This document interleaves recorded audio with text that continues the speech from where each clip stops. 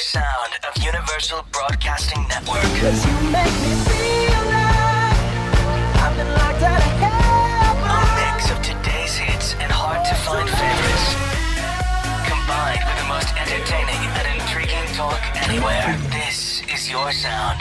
This is the sound of Universal Broadcasting Network at uenradio.com. In the future, talk radio will actually educate, inspire, and make you think. The future is now. Topics and music that affect your life from Universal Broadcasting Network. Tune in at UBN Radio to the new sound of online radio. Welcome to the sound of Universal Broadcasting Network. 'Cause you make me feel like I've been locked out of heaven. A mix of today's hits and hard-to-find favorites, combined with the most entertaining and intriguing talk anywhere. This is your sound. This is the sound of Universal Broadcasting Network at uenradio.com. Hey. You're hanging out with Claude McKnight. What's going on, people? Where it's another Sunday afternoon, and I have a very, very special lady with me today. This is my mom, Ruth Elaine Willis McKnight. Yay. Hello, everyone. How are Welcome.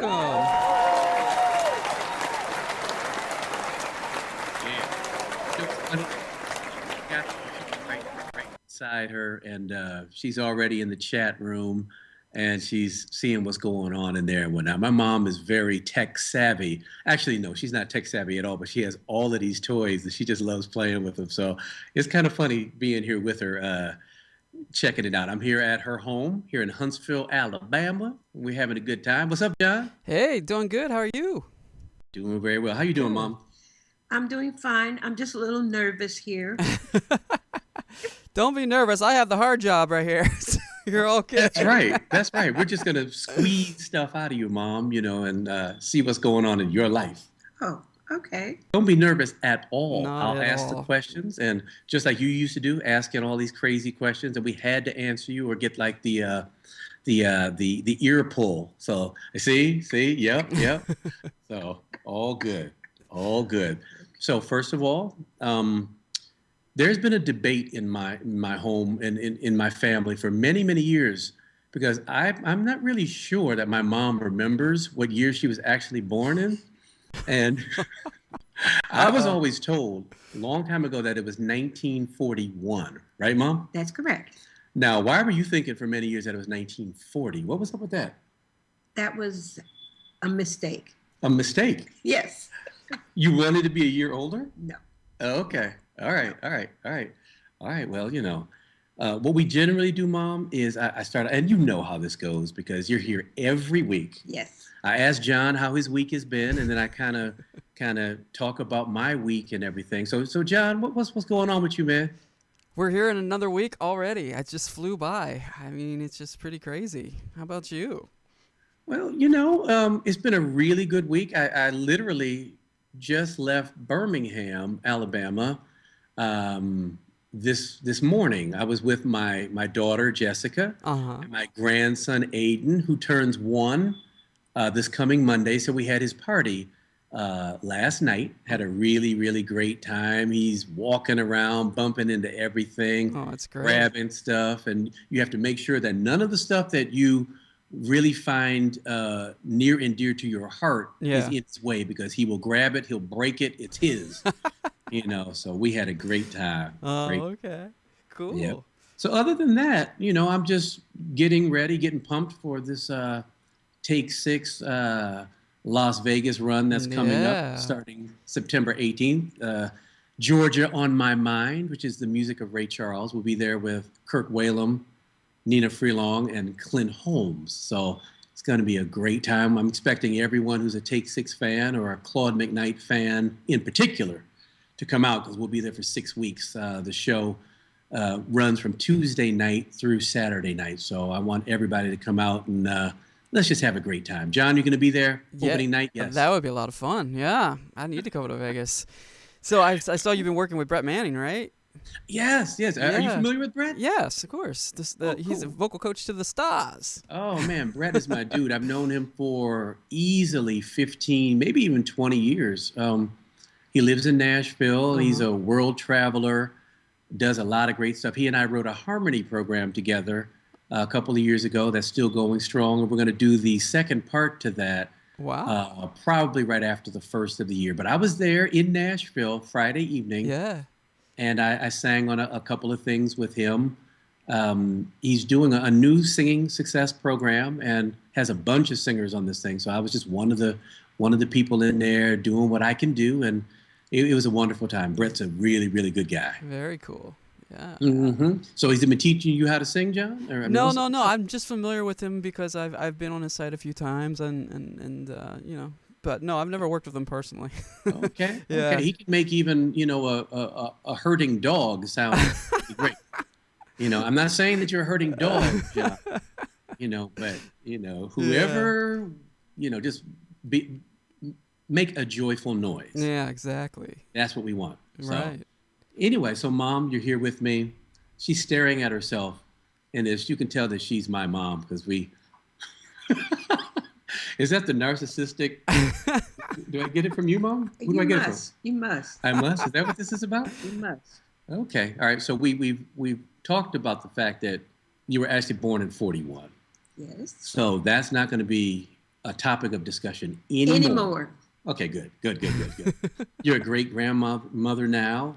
You're a recent college graduate. Yes. Oh man, let me get some applause on that. Oh yes, that's awesome. Yes, that's my girl. And you just told me. Yes.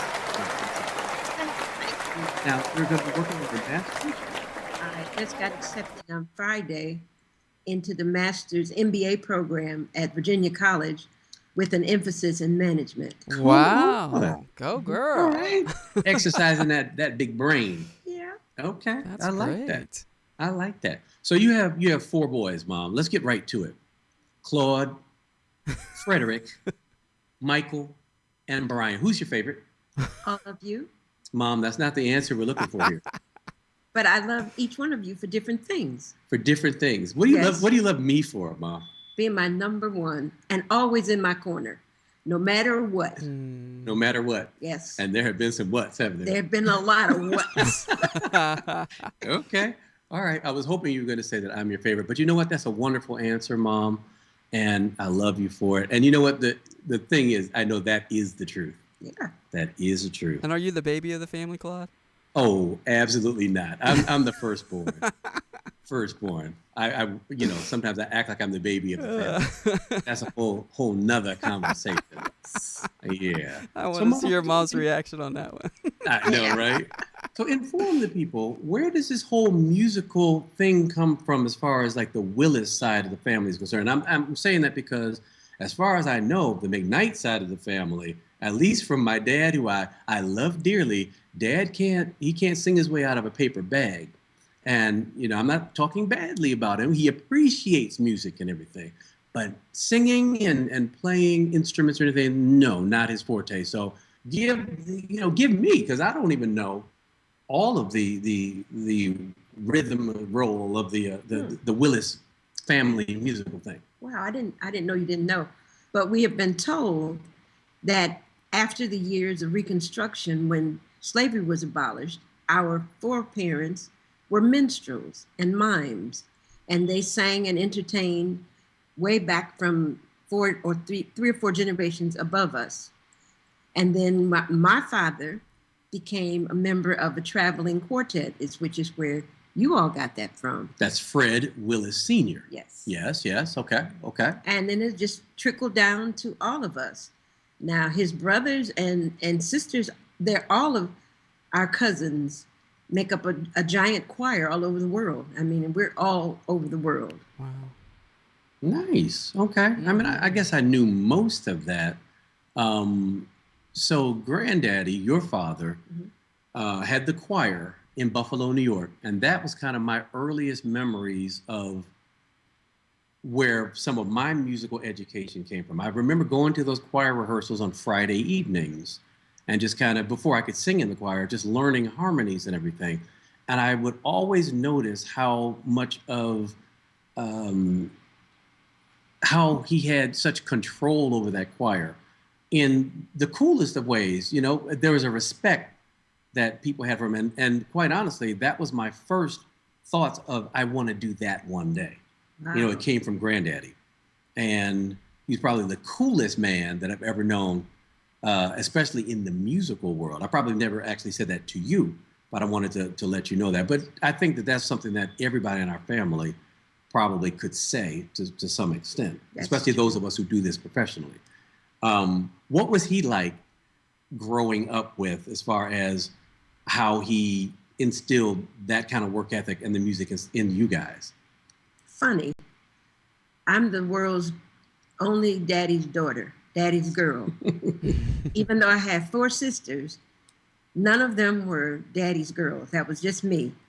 Even from my nickname, which we will not mention on the air. Okay. I went everywhere with daddy. I mean, so much so that when he came back from the war, World War II, and he had friends in the same predicament as him, they all came back to Buffalo. They formed a male singing group. They were called the Royal Serenaders. And whenever they performed, they wore tuxedos. And this was the world's first male harmonic group that you would ever know. These are all veterans of World War II. So when they would have parties and stuff, you know, mommy would let me go with daddy. So that's how I learned how to dance and all that good stuff. What? Yeah. What? Okay.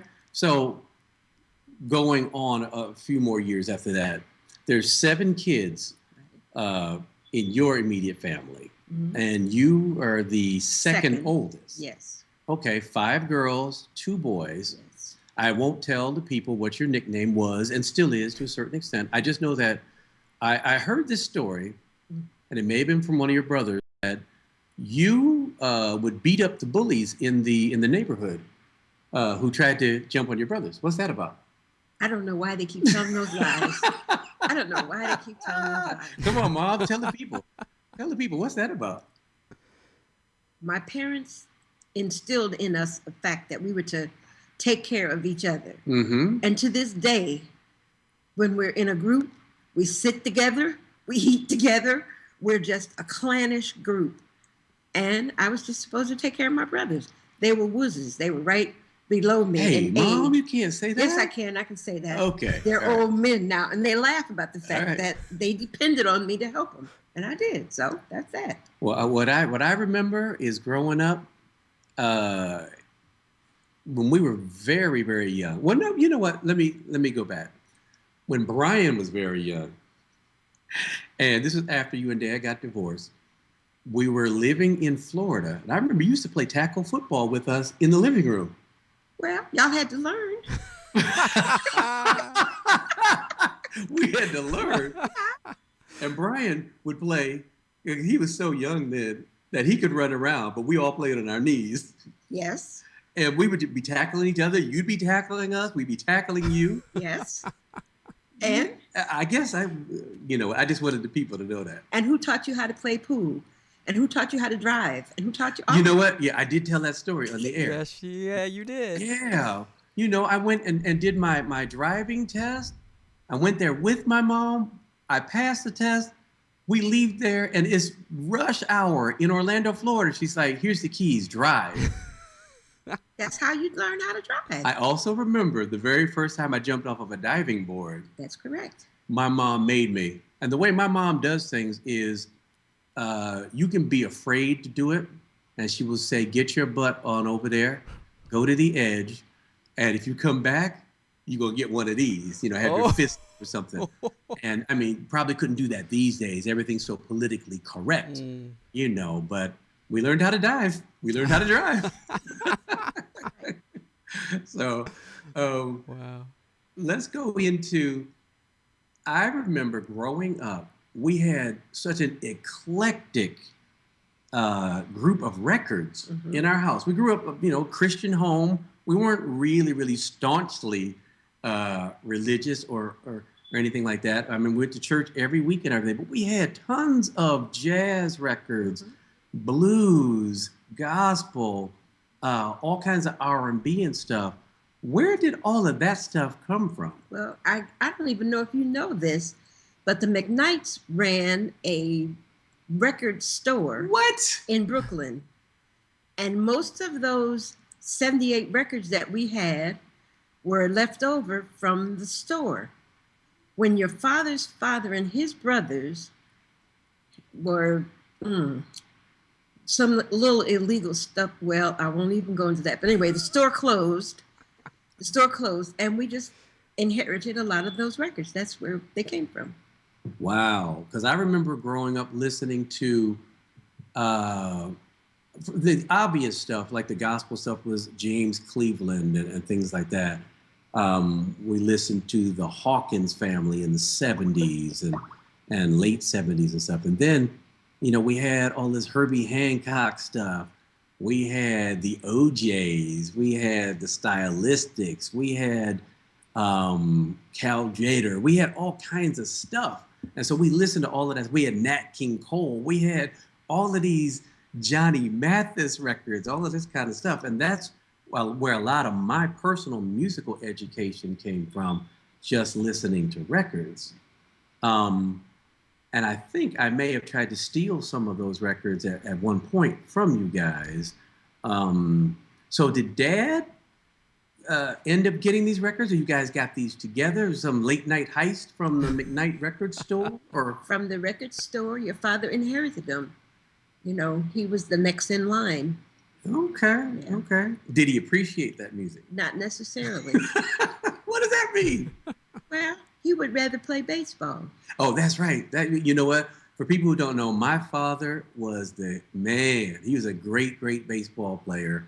And from some of my earliest memories were us going to the park all through the week, and especially on Sundays, and he would play in all manner of leagues. And I guess at that point, he was playing softball.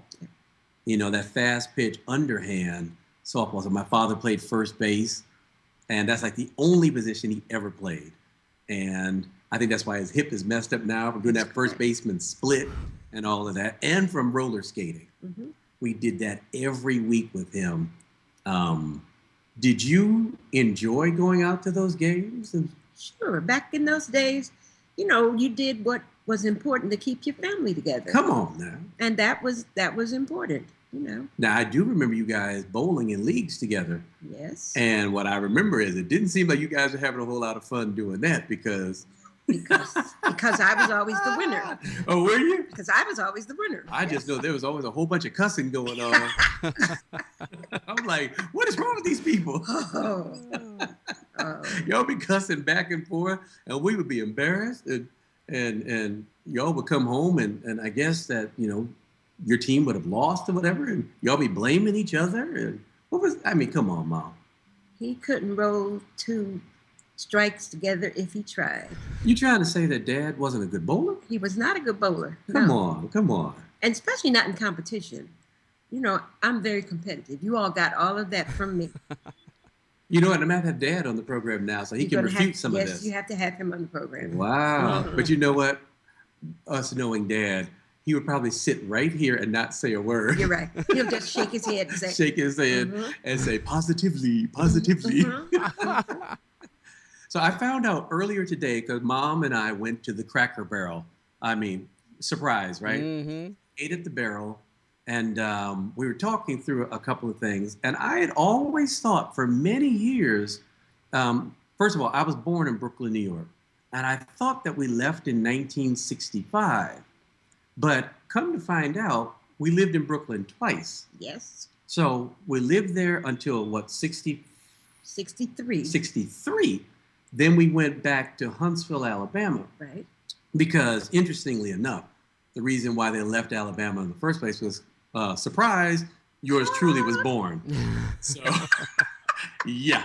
So my father and mother left school, which was Oakwood College at the time. And then went back to Huntsville because it decided that my father was going to continue school and graduated in 65. Yes. But during that time, Freddie was born in 63 and Michael was born in Huntsville in 65. That's correct. So then we moved back to Brooklyn. That's correct. And so we lived there until when? We lived there until we moved to West Hempstead. Okay. Hempstead. Okay. Yeah. Hempstead. And then we moved to Buffalo. Okay. We moved to Buffalo in the times when they were community action organizations trying to help Black men get hired. And your grandfather was over a group. And since your father had a degree in accounting, he hired your dad to set up accounting firm within the city. So that's how we got to Buffalo. You see, I'm learning new stuff here Yeah. every day. See, Mom didn't think that she had much to say, and I mean, just kicking knowledge all over the place. Sure is. She told me some other stuff earlier, but I'm not gonna share that. Some stuff that, yeah, I have to write in the family archival stuff and lock it away somewhere. So then Mike was born in 65. Dad graduates. We moved back to Brooklyn. We moved to West Hempstead. Then we moved to Buffalo. And we left there also because they had a teacher strike. First big teacher strike they had in New York City. You were supposed to go to first grade. And there was no school for like 3 months. So we moved to Buffalo. That's when you started school. So check this out. I start school, first grade. My mom and dad send me to this church school, which I'm not going to name. And I went there for one day, and they pulled me out. I found this out today as well. I just knew that I did remember that I went there for one day. And then I went to what school? PS 48. PS 48 in Buffalo. That was for first grade? And second. First and second grade. Okay. You know what I remember? There was some kind of, all I remember was gym class from that school. That was it. I don't remember anything else from PS 48. Wow. I don't remember, Mom. So then third and fourth grade, I want to say we lived in Cheektowaga or something like that. Mm-hmm. We did. We moved to Cheektowaga. Cheektowaga, Better New school York. system. Better school system, kind of out in the burbs by then. Mm-hmm. Yes. So then we moved to Bauman Road. Yeah, what was that area called? North Buffalo. North Buffalo. Okay, I got to tell you guys. I'm about to tell on the whole family. So we moved into this house that was owned by these really cool people. It was a really great house. And we were renting it, and it was fully furnished. And I mean, think about this. 3 young boys at the time and 2 parents who both worked. So what that meant was, well, we tore the house up. up. Yeah, I figured. Oh, my goodness. She's shaking her head. By the time we moved out of that house, oh, man, I know my parents must have been so embarrassed of us. I mean, we killed that house. I think we killed every room in the house except the living room. Because that furniture you couldn't break. Break that furniture? No. Man, we used to, there were these great hardwood floors throughout the house, and we would take furniture polish and spray the furniture polish all over the floors, and then have our socks on and just go skating all over the house. Wow. And our parents would come home and beat us. I was going to say. They would fall. Yep. And the great snowstorms, when I would come home and the driveway would be slick, I couldn't get the car up the driveway because y'all been out there playing hockey on the driveway. Of course. Isn't that what we're supposed to do? We were kids. Mm-hmm. We were kids. And here's something I'm going to disclose to everyone. And Mom, I think I told you this a couple years ago. My brother Michael was hit by a car when he was 3 years old. Yep. And we were in Buffalo at that time. We were actually at my grandparents' house. Now, think about this. Michael's 3, which means I'm 6. Mm-hmm. I'm going to say it again. I'm 6 years old at the time. We had just come back from, I want to say, Crystal Beach, which was a place that we used to go to. It's like an amusement park near the border in Buffalo. And we came back with all these toys and stuff. So my parents are upstairs at my grandparents' house, and we had left some of the toys in the car. So I go downstairs with my brothers and whatnot. And so my brother gets hit by a car. Now, I get a whipping for this. Many years later, I say to myself, and I'm saying many years later, as in just recently, I'm like, what kind of parents would let their 6-year-old go downstairs with their 3-year-old brother? So I think you deserve a whipping, Mom. Okay. What do you think about that? Okay. I think that's, yeah. Okay. I think we need some applause on that. Mom needs a whipping. Applause. No applause? No, you were very responsible. You have to applaud yourself. You were very responsible for those 3 egghead brothers. Mom, I There was you go. responsible. There you go. There you go. There's the applause. And who was going to come flying down that one-way street? Isn't that something? Yeah. That was crazy. I just had to get that off my chest. I feel better now. Feel much better now. This is turning into a therapy session. It is, man. I just wanted to have her on so I could I love it. throw all of this stuff out there. And, she's probably going to be drinking later or something. Oh. She's going to be so upset with me.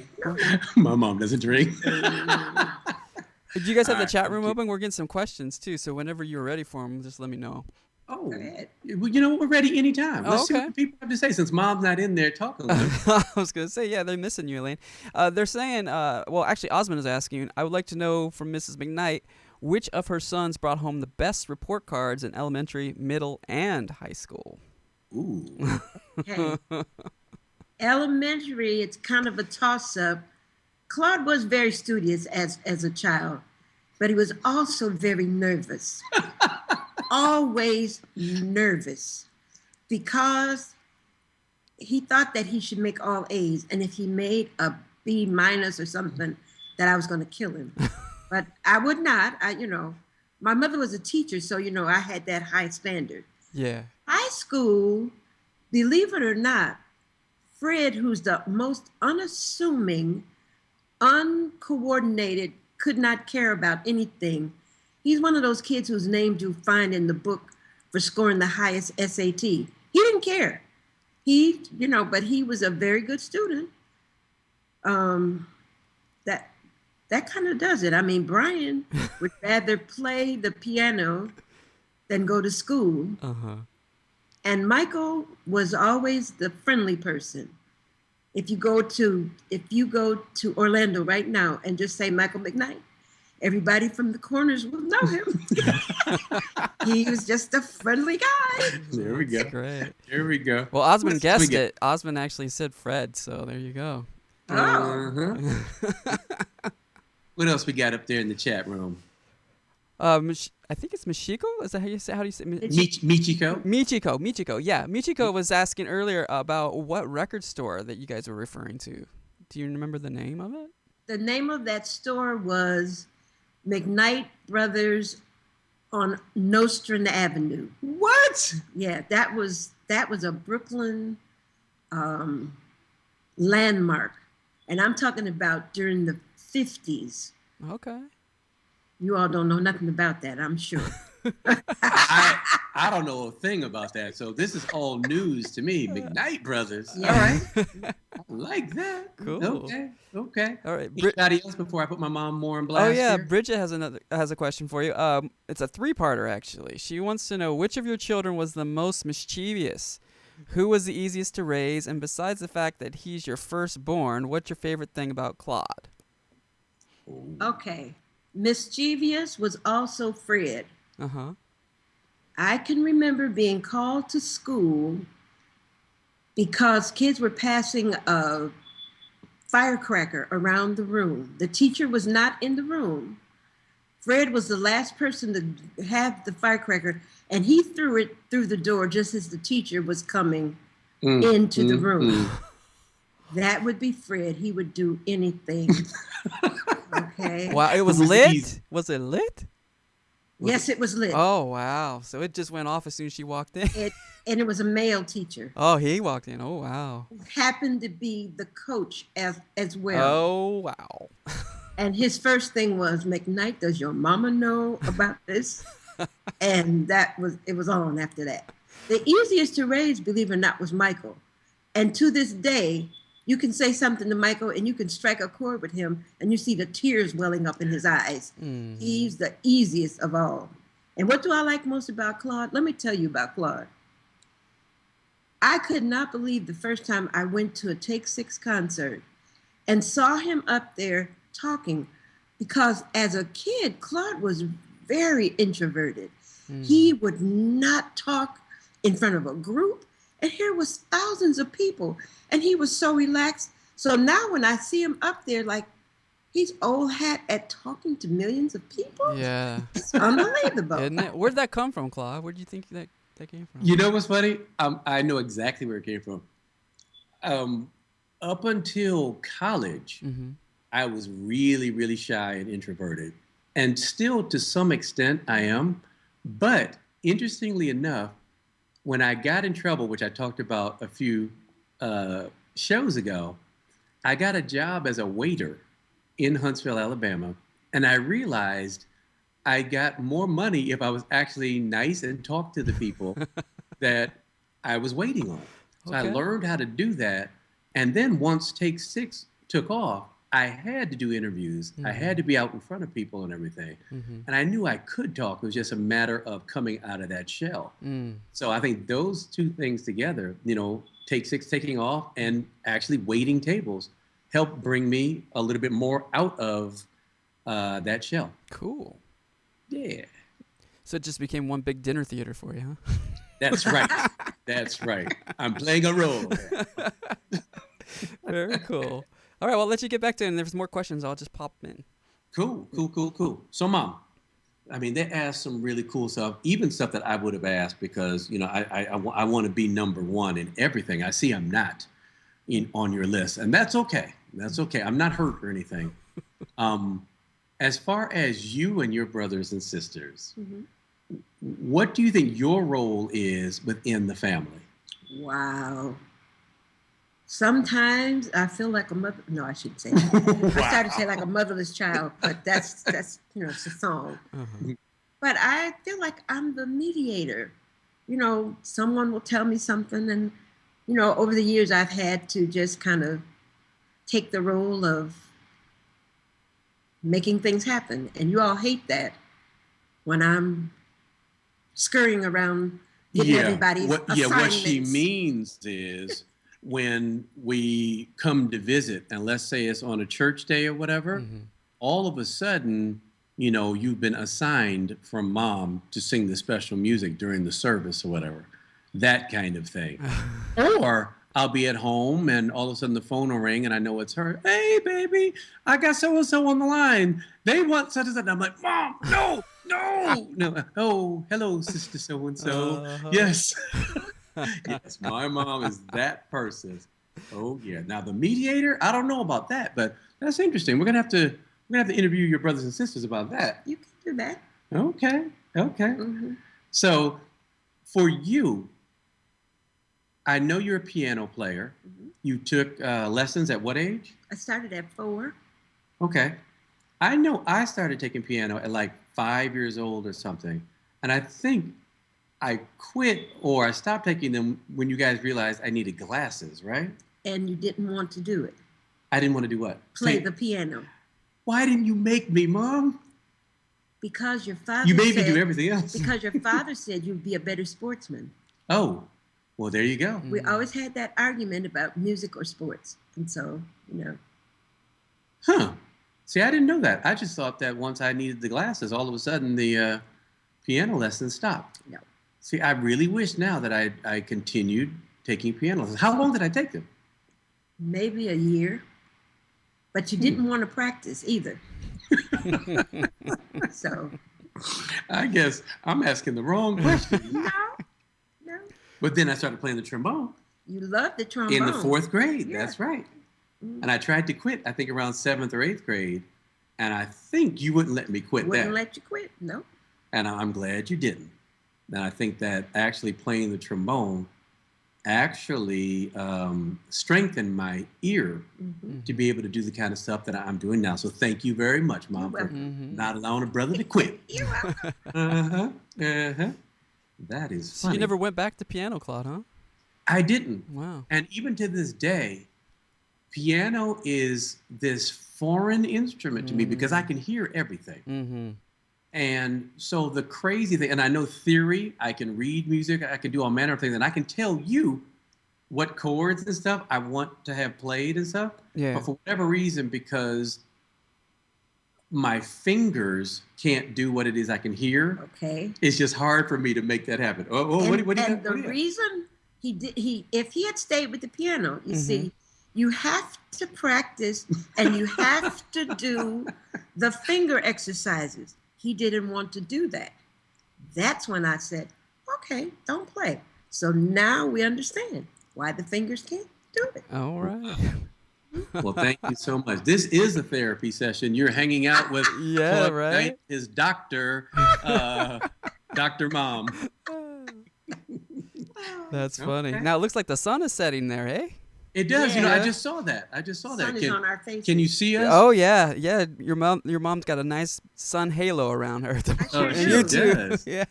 Oh, She how do I does. change that? That's kind of crazy. No, it's I okay. don't know, Mom. Move Maybe it it's, closer. huh? It's okay. I was just surprised you guys don't notice it. It's really bright. Well, I just saw it. Oh, I okay. just saw it. So let's do this. Oh, It gets worse. it gets worse.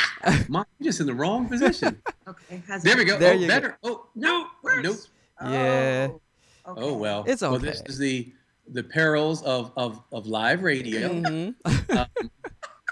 Mom has the zebra stripe going on on her face with the Look at sun. That. That is so ugly. No, you're not. Not at all. You're looking good. And see, you didn't think you'd have anything to talk about. No, I sure didn't. You're not even nervous anymore, are you? No. Uh-huh. Mm-hmm. Well, what do you want to ask me, Mom? I think Nothing. no. Okay, great. Well, here's the other thing. We grew up, and like most families, especially big families, we have family reunions and everything. There's the grown-up table. There's the kids table. Mm-hmm. And I remember back in '82 Good Lord. when Grandma passed. Okay. I think all of a sudden I remember graduating, not just to the grown-up table, but I remember Uncle Cleo calling and saying, "Get here, when you Yeah. can and whatnot." Yeah. And Grandma had passed and everything, and the family, that was the first death in the family in quite some time, on that part of the family. And I remember affectionately giving you and your sisters the title of the big girls. The big girls. Yes. And trying to rally you guys. And I think at that point, I kind of grew up in a way, and I think graduated to the big table from then on. Bridging the generations. Yeah. Yeah. So that was kind of an interesting time for me, a special time in that sense, because I think I did what was necessary, and you guys allowed me to be that person who I think, for the most part, Uncle Cleo is generally The mediator. in you guys Mhm. part of the family. So that was wonderful. I just wanted to on the air, just kind of let the people know that I grew up right then. That was also, I guess, the year that I got in a whole bunch of trouble. Mm. So Well, we won't even talk about it. I talked about it before. Dean Shan tells me every week, "How's Claude doing?" Yeah, that dude was one of the people who Put me out of school. Took me out of school. Uh, That's all right. But you know what? Everything happens for a reason. Everything happens for a reason. it sure does. And I'm really glad to have you here with me, Mom, hosting the show. I knew this was going to be a good one. We had Mervyn Warren on last week. Yeah, he was That great. was a great show. Mhm. He told me, and I guess you heard it, Yeah. that he ran into you in New York City at a play. Let me tell you, I had my girls. We had girls' weekend in New York. This is so funny. And they had this 6-inch snowstorm. We had tickets to The Color Purple. And when we got in the theater, finally found our seats and all, in the intermission, I saw Mervyn, and I just screamed his name out loud. People just turned all around, and he was shocked. But I want to give a shout out to him right now. Uh-huh. When we came out of that theater, we could not get a cab. He got in the middle of the street and got us a cab back to our hotel. Oh, I don't great. think I've nice. ever thanked him for that, but Oh. Well, you just I thanked just him. did. Yeah. There you go. Yeah. There you go. Yeah, we had a great time with them. And in fact, we're going to do a part 2 because we ran out of Yeah, time. sure did. And there were so many questions. And even since then, I've had a lot of people talk about the interview and stuff. Great. And, I posted that I was going to have Mom on the show. And there were people who were like, oh, my goodness. And people were like, oh, the show just got cool. Right. So that's all about you, Mom. Well, I'm a people person, and I think the people who said cool are your friends who live here in Huntsville. Those are your friends. They too. look out for me because you all are not here, and Right. I really appreciate Kenny and David. Mhm, They are mhm. always And Preston was on there. and Stephen. Yeah. Yep. Yeah. And lots of people in the chat I room. had some surgery on my foot, and I've been kind of limping around. They come around the church to find out if I'm okay. So Okay. yeah. Okay. That's great. Oh, by the way, she showed up at the Cracker Barrel today with the coolest cane ever. I was like, look at this lady walking up with a cane. All right. But that's what you got to. You got to be cool with it. Yeah. Okay. So back to food. We got some more questions. So Osmond's asking, Claude already told us he can't cook. So Oh. which of your sons do you consider the best cook, Elaine? When they were growing up, and I was working a couple of 3 jobs probably back to back, I would call to the house and give Freddie directions on how to make dinner Uh-huh. Whoa. Why would you give the directions to him? because he could read better than you. No. Are you kidding? No. Don't let people know No, no, that. I'm okay. a great reader. You better explain that. Let me explain that. Or follow directions, maybe? As in reading my mind and follow my directions. Oh. If I said to Claude a cup and a half, he would say, cup and a half? You know that kind of thing he does when he repeats something after you? Fred would just literally take cup and a half and do what I said too. Uh-huh. So to this day, Freddie is a chef. He can cook what he sees somebody do on television. Wow. But Claude never wanted to learn. Brian never wanted to learn. Michael, he can make it on his own, but Claude and Brian, no. I think Brian can make French toast. I can make French toast too. Oh my! That's the only thing I can make. Mm. And it's good. Mm. It's good. I could eat French toast at every meal, Mom. No, that and bread pudding. Oh, yes. Bread pudding is my favorite. So anyone who's listening who wants to make me some bread pudding, I'm accepting. But I will have a taste tester because I don't want you guys, getting all crazy and stuff. I was and going to some- say, what? Right? I had to put some kind of disclaimer on there. Who's going to be the taste tester? You, John. No, Melinda, she's not here today. Melinda. That's right. That's It's too much all- calories for Melinda. She said no. Oh, that's right. But Melinda will eat those Krispy Kreme donuts. Oh, She told us sure. that. Oh, Yeah. Uh-huh. tell her I know about a fried Krispy Kreme donut here in Huntsville. Ooh. Oh, see, that's the other thing. Deep fried. My mom has lost all of this weight and stuff. Mhm. She's been working out. Are you still working out, Mom? Until I get my stitches out my foot. Oh, right. Were you working out before that? Yes. Okay. Now, see, I'm just going to say this. My whole life, I remember my mom being, let's just say a little heavier. Mm-hmm. She had all these kids and stuff. But I More to remember- love, more to love.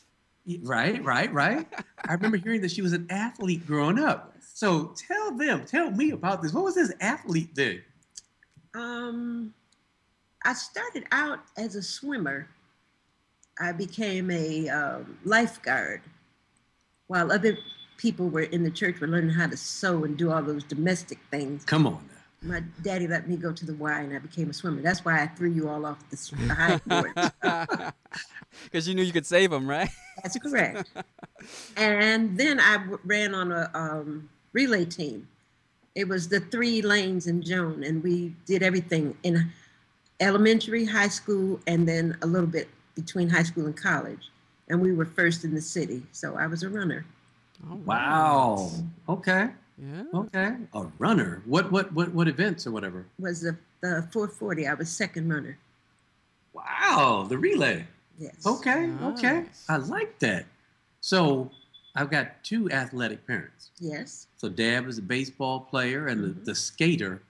Mom was the runner and the bowler And swimmer. and swimmer. And I'm swimming now for my, weight thing too. Okay. Cool. Okay. Well, I started out by saying that you had lost a lot of weight, and that's really, really cool. As you get older, exercising your mind, going back to school and graduating, losing the weight that you had carried for so long. You had a knee replacement. How many years ago now? 4. 4 years ago. I was there. She literally, the next day, they had you up walking, right? Yeah. That was crazy. My mom walked to the bathroom the next day. They were like, no, no, no. She's like, I'm going. I was like, look at this lady. Independent. All right. Independent. Actually kind of hard-headed, which is where we get a lot of that. But That's we'll funny. call it independence. Thank you very Yes. much. Yes. We got about 5 minutes or so left. We have any more questions over there? Yeah, we Jeff? do actually. We're there's shifting to take 6 questions for you, Claude. Okay. If all 6 guys get together for a rehearsal for an upcoming live performance, which member has the hardest time staying on their note? This is coming from Osmond. I want you to call Staying out on someone. You tell Osmond, and I'll tell him right now, and everybody else. Ain't nobody having a hard time staying on a note. There you go. Are you kidding right now? We are in take 6, my friend. No need to call anybody out. 'Cause, I guess the better question though would be who probably takes the longest to retain and or learn new parts.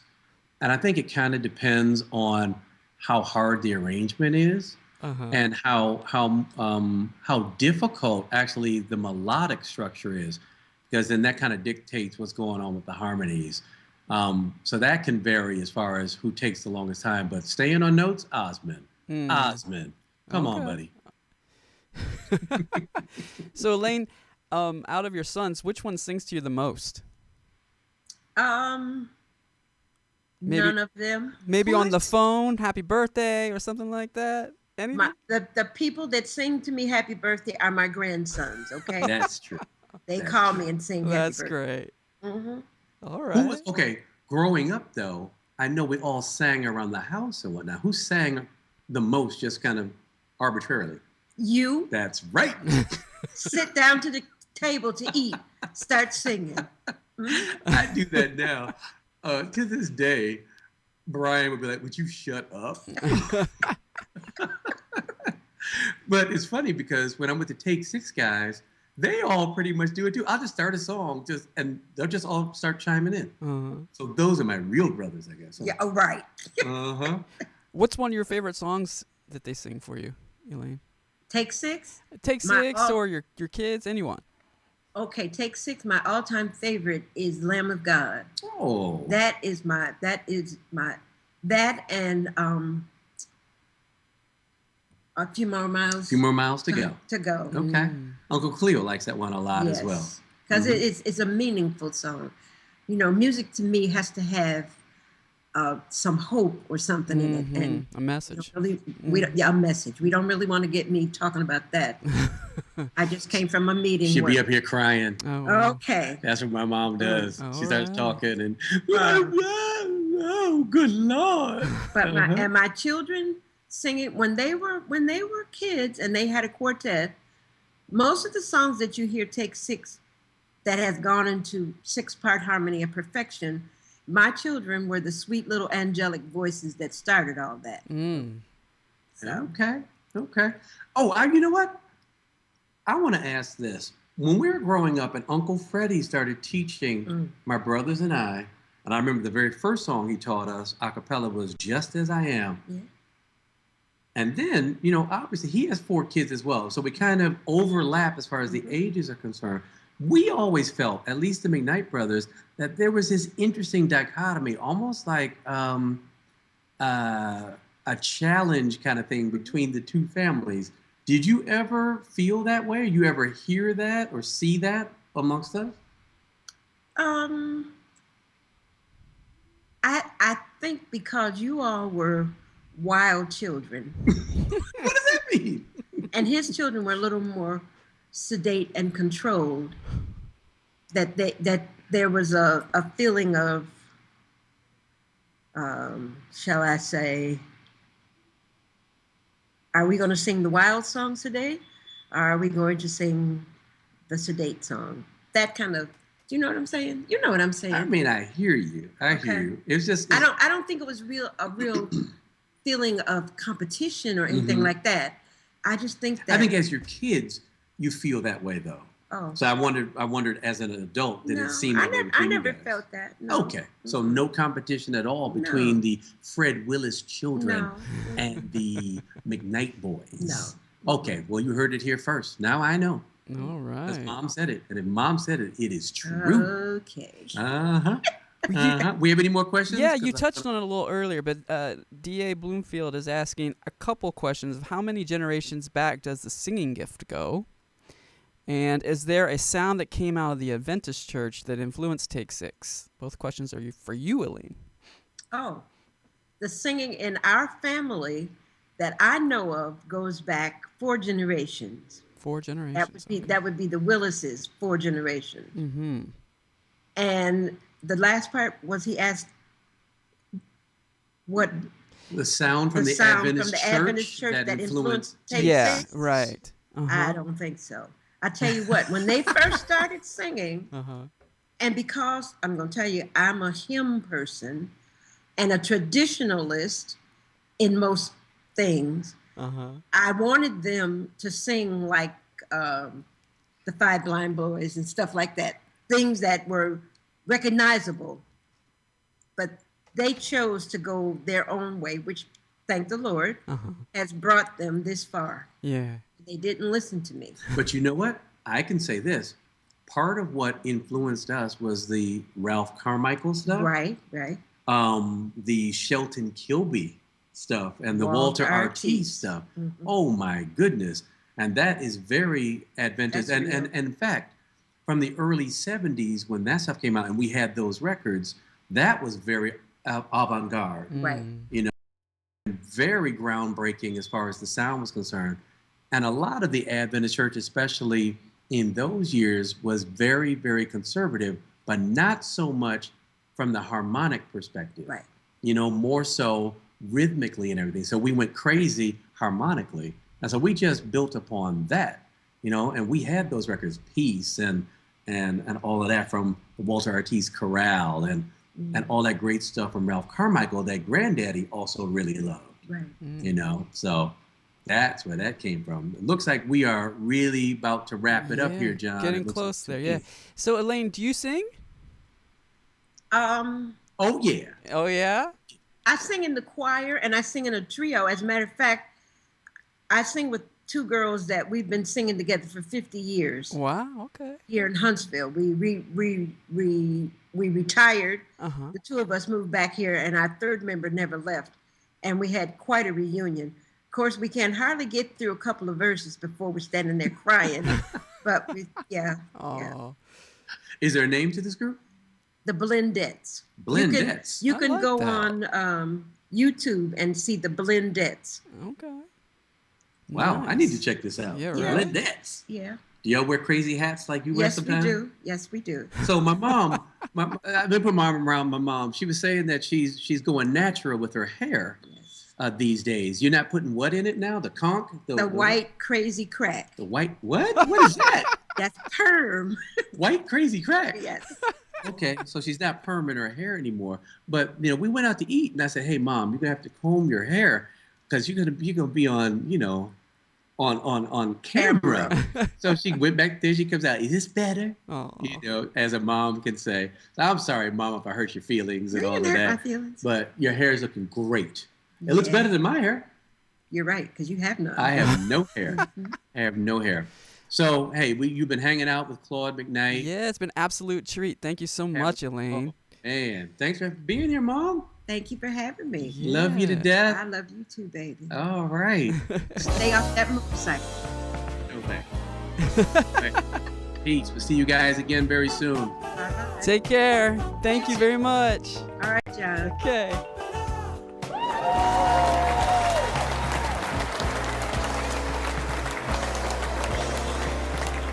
Chat room sending lots of love.